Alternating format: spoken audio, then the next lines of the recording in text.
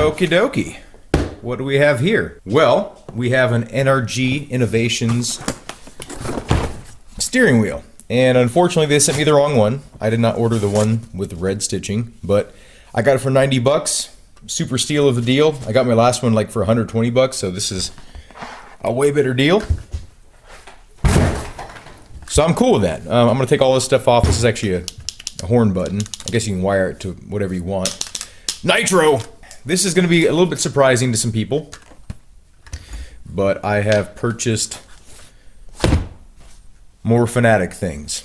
And the reason why I purchased these specifically is so I can get away from Fanatec. And if that doesn't make sense, it will soon. I got the podium hub. The reason I got this is because it was an option to make it to where I can run any wheel I want without, you know, being in Fanatec's ecosystem. This is a lot bigger than I thought it would be. I don't know why I thought it would be smaller, but it's got a USB Type-C, so you can run different attachments. Huh, that's strange. They included a self-centering screw. I wonder what that's for. I wonder if those are important. I make sure and keep all my Fanatec boxes, you know, for resale value and for, you know, shipping reasons. Makes it easier to ship it out, like when you inevitably need to return it for warranty work. Now this one might be a little bit more surprising because this is not something I necessarily need. I mean, I don't really need any of this stuff. I got some magnetic paddles here, and the reason why I got these specifically is because I wanted some paddle shifters, and I also wanted some magnetic ones, so it made sense to be able to just have native support. It comes with two different attachments, or two different styles of paddle shifters. I think they're 3 or 4 millimeters. Thick beasts. I'll be using these for my windshield wipers and my headlights. So if you haven't already guessed, we're doing a wheel build, and this is going to be specifically for rally. So the first step is to get all this stuff off. So let's do that. You know, it's funny. They didn't even include the screws to attach a wheel to the very hub that you bought. So they didn't even include hardware for that. I mean, to be fair, most wheels will come with their own hardware, but let's say you got a used one. You have to go out and buy hardware. Thanks, Fanatec. This is a $200 purchase, and they couldn't be bothered to include 6 screws. Come on. Talk about prioritizing your profit margins over your customers. I mean, I know you have to do that as a business to some extent, but you also have to be like, you know what, these are real people on the other end of this transaction, and they're probably going to want some hardware. Next, we're probably going to have to undo these. That's disappointing. That's a coarse thread screw. And I don't think coarse threaded screws belong on $200 pieces of gear. This should have just been a piece of machined aluminum, and I know that would have added to the cost for them, but they could have still easily sold this for $200 and still made a good profit, making this center post aluminum and not making it to where you can strip it out so easily. Come on. Before we pop this bad boy on, we're going to have to attach the magnetic paddle shifters. And that does feel really nice. Now, I will say that this hardware that they've chosen to include is very high quality hardware. So that's cool. We're going to need the extenders. Let's see. I guess we'll find out in a little bit if we're going to need those or not. Plug it in, plug it in. There. Make sure and only do this once or twice, otherwise you're going to strip the plastic threads in here. I'm partially joking, but I'm partially serious. A little trick that a lot of people don't know is before you try to tighten something down, like when it comes to threads like this, back it out while pushing down. Like you'll hear it, listen. Right there. That's when the thread is just starting to actually be lined up perfectly where it needs to go. Now see how easy it is? So if you're struggling with a particular thread, Go in reverse while pushing down, applying downward pressure, and you will successfully thread your screw. Let's mount this up and see what we're working with.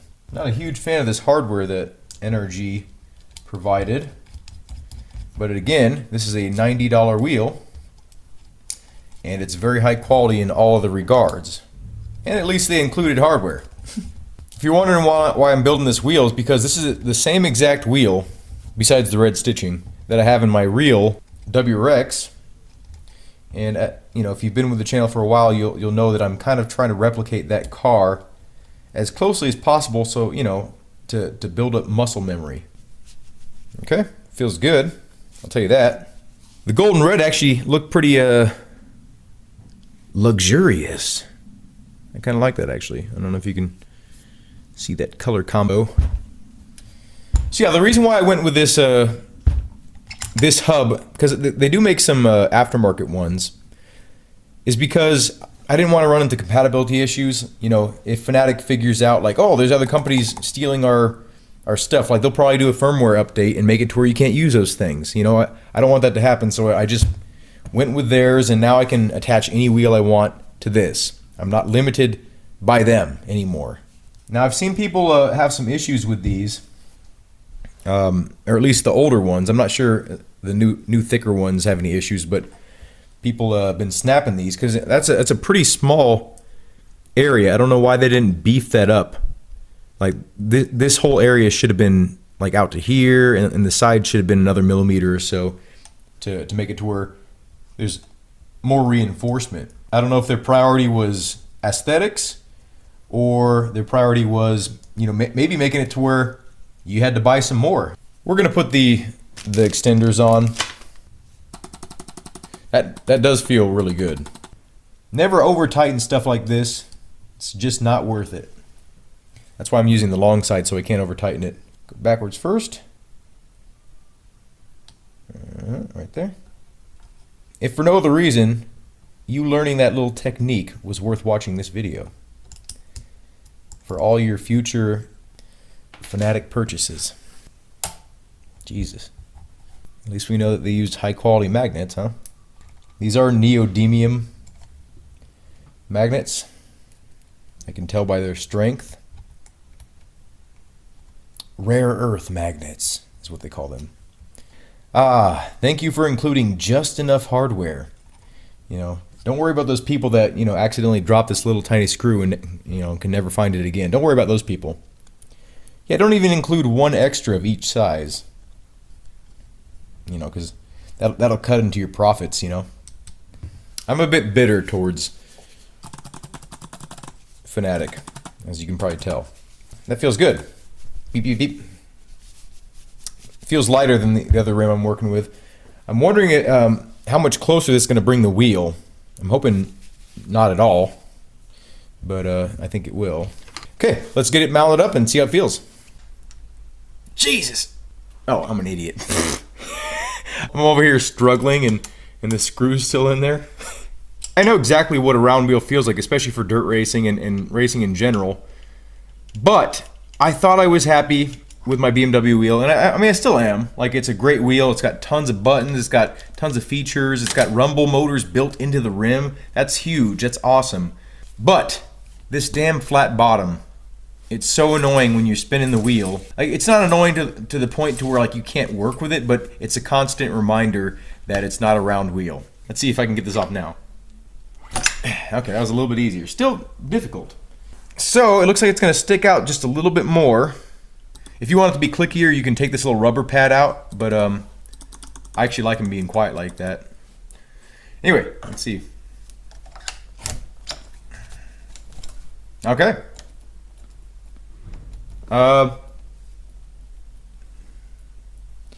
Do I really have that much play? Wow. Are these loose? Look at this. This is a podium hub. Jesus. Anyway, it feels great. That's why the podium includes this this lock ring so you can get it snugged up, and that's also why this screw exists. They're going to say that's not why a screw exists, but that's why this screw exists, is to get rid of this slop here. And watch this slop go away. So the ring isn't super tightened, and I can't tighten it too much, but that ring doesn't really help a whole lot. But you can see how much is moving. And now, let's tighten this up. Watch this slop just disappear. And I dropped my tool. This is like a pig in a pigsty. Like, watch this slop disappear. Right? I can tighten that up a little bit more. Boom. Solid. Oh yeah. That feels good. Doesn't feel too close either. Like, I'm not going to have to readjust my seat. I feel like yeah, that feels really good. Yeah. It's just a round wheel with great ergonomics. A lot of points to hold. This is actually suede, unfortunately. I like the Alcantara better. And I don't really like where suede comes from. Wow, that's a really big difference. These feel like sloppy now. That's what happens when you get exposed to better things. Everything you have is like, it feels like shit. That's something I didn't think of. How am I going to navigate the tuning menu now? I don't have that button. So I guess I have to do all my tuning from the PC, which this is a dedicated PC rig, so I guess it doesn't make any sense why I couldn't do that. But there's my first kind of issue. Another issue is I have to use the mouse, or you know, something similar to a mouse, to navigate through all the menus. Not just these menus, but all the menus in the games too, like Dirt Rally 2. I have to do with the keyboard and mouse, which is not a huge deal, but it is kind of annoying, especially if you're in VR. If you're in VR and you can't see things, and you know. I'm also noticing how much I really miss the motors in the wheel rim. Like, it turns out a lot of the force feedback that was going on was those motors. And because I have my settings pretty low, a sort of realistic level, and it's almost like there's like all the liveliness is gone, all the road feel. That's a little bit disheartening. Let's see if we can make up for that with some more aggressive force feedback. Let's see if we move the overall force to 150. Let's see if that wakes it up a little bit. Okay, that's a bit more lively. If you can hear sound, that's because the game sound is recording, but I hear no sound, so I can't tell how much I'm revving. This is feeling better. So yeah, like a lot of that, the detail in the road, I was actually feeling with those motors. That's kind of surprising. I knew that was one of the features that really attracted me to the wheel in the first place, because it's like, why would I pay more for a wheel that doesn't have vibration motors? I still think that BMW wheel is one of the best wheels you can get, especially for the price it is. It's one of Fanatec's older wheels. It's still really popular because it's a high quality wheel. It feels robust. It does everything you need it to do. Like, if you just have a wheel and you don't have like other shifters and things like that, it does everything you need it to do. You know, you can use it as a shifter, you can use it for menu navigation. It's like sort of an all-in-one kit and caboodle, you know? So yeah, this feels really natural, and it feels a lot more like my car. Obviously, like when we get to, you know, full motion. I don't want to use full motion right now because it's kind of loud and I'm trying to talk about this wheel. So I could use these paddle shifters a little bit closer to my fingers, but I can reach them. But I don't want them to be in the way like when I'm like reaching for the wheel, like transitioning from shifting, or you know, some odd button over here or something. You know, I feel a little bit naked without having my little clicky button to navigate the menus, but maybe this will influence me to play more Richard Burns Rally, because you couldn't use this stuff anyway unless you used a third-party tool or third-party software for that. But yeah, this feels good. It doesn't feel like too far away. It doesn't feel too close. I just chose the flat one because that's what I have in my real car, and I knew that the hub was going to add some sizable length to the shaft here. But yeah, like I don't feel like it's too much of a transition to shift or to get to my handbrake. Or the only thing I'm going to kind of miss is having that flat bottom was kind of cool because I have it set to where my wheel is just like right where my screen is, and when I would edit and things, I would turn the wheel around and put the flat bottom so I had full vision and I wouldn't have to like look over the wheel all the time. You know, if like there's a little piece of menu I need to navigate right here. It's kind of ironic that I had to dive deeper in to Fanatec's ecosystem to get out of it, or to feel like I'm getting out of it. I love this wheelbase, I really do.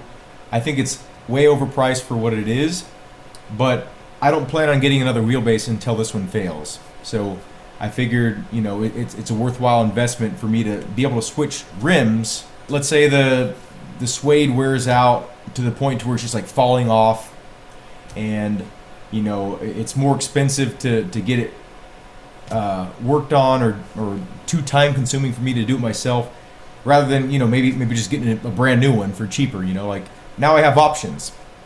Or if I just decide to change what I have in my car and I want to replicate what I have in my car right here, I can do that. Just a few screws. And so it's more modular now. That's it. Hope you enjoyed the video. Have a good day. Thank you for watching. And I hope to see you in a future video.